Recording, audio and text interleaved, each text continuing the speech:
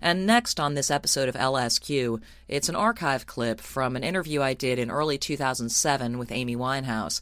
I was assigned a cover story for Rolling Stone about Amy, and ended up spending a couple of days with her, a day and a half or so in Toronto, and then another day in Miami.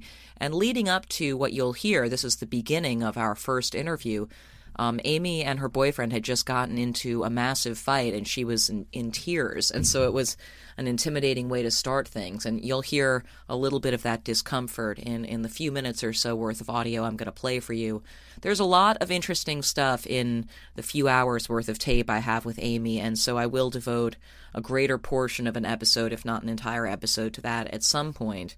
But for now, a little bit of insight and some kind of uncanny similarities between this little bit of conversation and what you just heard with Eleanor Friedberger. So let's get into it right now.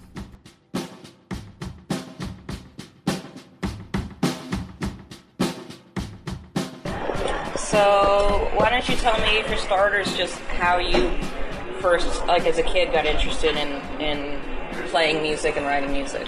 I don't know, my brother had a guitar, my brother played guitar, and I think I used to play that when he was at the house. And then when I got a little bit of money for myself, I got my first guitar, and then I could play whenever I wanted, really. And I guess I always write like poetry and stuff like that, so just putting songs together wasn't that spectacular, it wasn't that much of a difference. And how much older than you is your brother? 4 years old, yeah. So how old were you when you got your own guitar? I think I was about 12 when I started playing. I must have been about 14 when I got my own one. And what did you immediately start playing your own, writing your own songs, or were you just playing other stuff? Yeah, pretty much. So what are the first songs that you played or wrote sound like? Can't remember. Yeah. I didn't start writing until I was about 15. Right. And by then I was listening to a lot of jazz, a lot of hip hop, right. Like a lot of Mos Def, a lot of hip hop. Right. So at what point did it go from being like just sort of? Did you always feel like you wanted to be a musician or a songwriter or a performer professionally, or did you have other things that you were interested in? I didn't ever want to be a musician. I just thought I'll always have it on the back burner. Yeah. I went to be a roller skating waitress. And, like junior kids. Well, so you wanted to be a roller skating waitress? Yeah. Yeah. Was there like a place near where you grew up where they were roller skating waitresses? No, I always liked to do stuff. I always watched music and film. Right. That's what I grew up on. I didn't really watch anything current, you know what I mean? Yeah. Was that stuff that your parents introduced you to, like those kinds of movies and stuff? I guess so, yeah, like American Graffiti and all that kind of stuff, yeah. So, where did you get your tattoos? I got them done in London. All from the same artist? No, I got them all over really, London, New York, a couple of places, Manchester. Right. When did you start getting them? About 15. Right. So which one's the first one?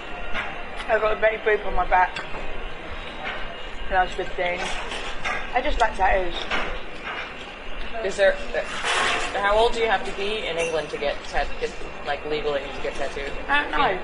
Not a clue. They were just like, okay, whatever. Yeah. What did your parents think of that?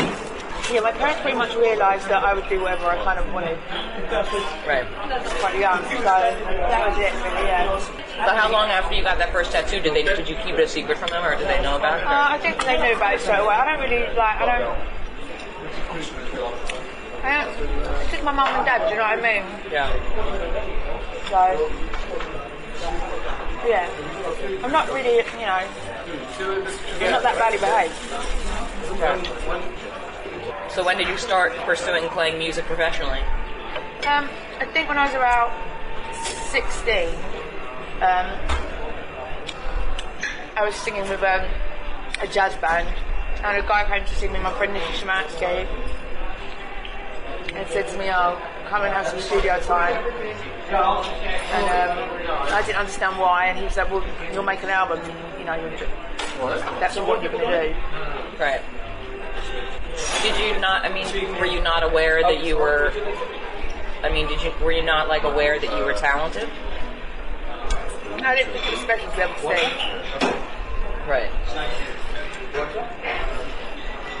So you were just sort of like, okay, you want me to make a record? Yeah, I just didn't get it. I didn't believe that he'd let me.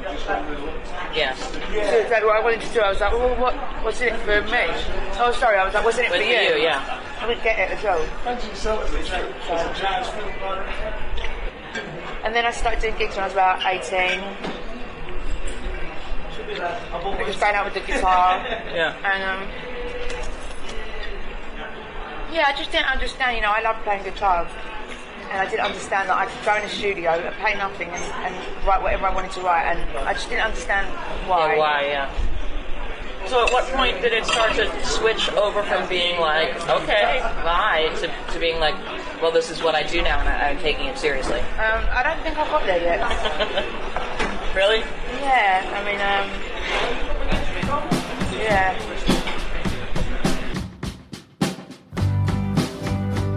Well, that's about it for episode 20 of LSQ. Again, thanks to Eleanor Friedberger for her time, and I don't know what to say about Amy Winehouse except that it was a fascinating experience spending time around her, and such a tremendous loss that she's no longer with us. I'm certain she would have made some more incredible music, and yeah, I think about her often.